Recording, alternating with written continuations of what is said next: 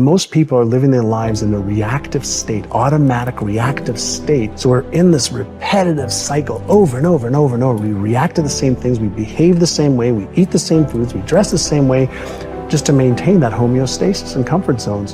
And we've never been taught. Like when were we taught it as kids? Like, here are your 6 core emotions.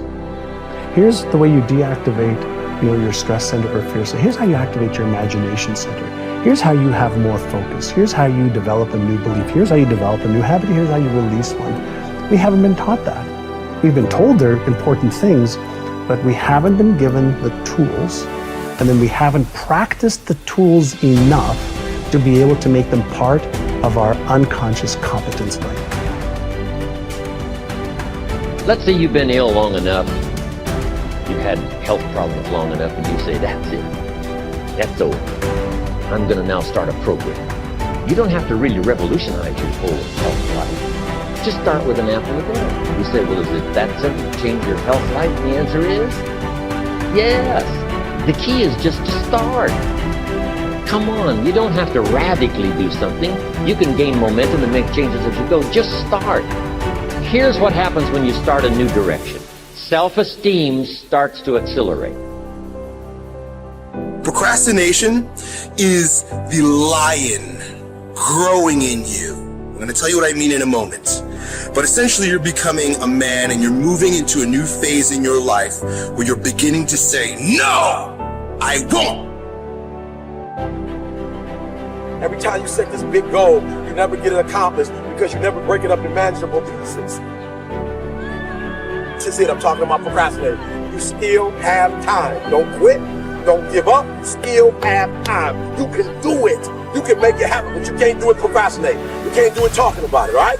So I just want to go back and recap because I want to make sure you hear what I'm saying. But I dare you, I double dare you to do exactly what you said you were going to do when the year started because it's not too late.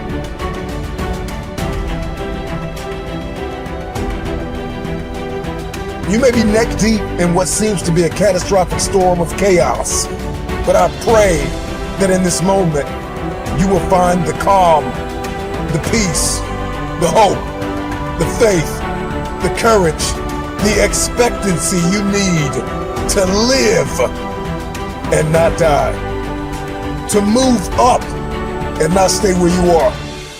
You get what you see. And that is the formula for expectancy. Your expectation is what you believe is about to happen. And for many of you, you have been so traumatized by the past that your expectations are so diminished.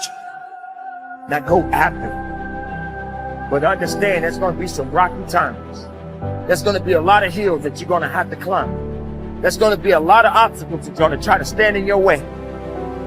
But you don't have to take these obstacles and hold on to them. Utilize everything you have in your heart and in your mind and in your soul and connect with these things so that you can get the most of your life.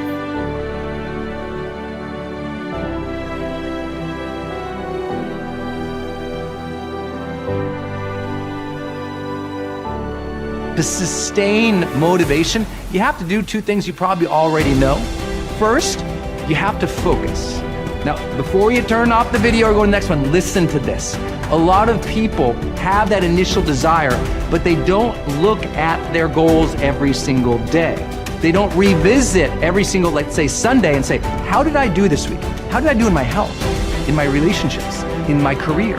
How did I do with my finances? How did I do with any other goals that I set up? You have to have that daily discipline to look and focus on what you're doing, and that weekly review. You also have to have the ability to avoid distractions. One of the reasons people love my book, The Motivation Manifesto, is this teaches you how to set boundaries, how to say no, how to push away distraction to own your life again. But here's the deal.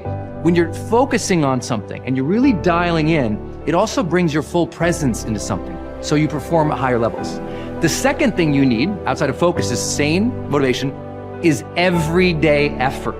It's the reason you have to set up habits. It's the reason you have to have a daily routine, a morning routine. It's the reason you have to make sure you have a checklist of to-dos each day. I know that sounds so basic, but here's the funny thing.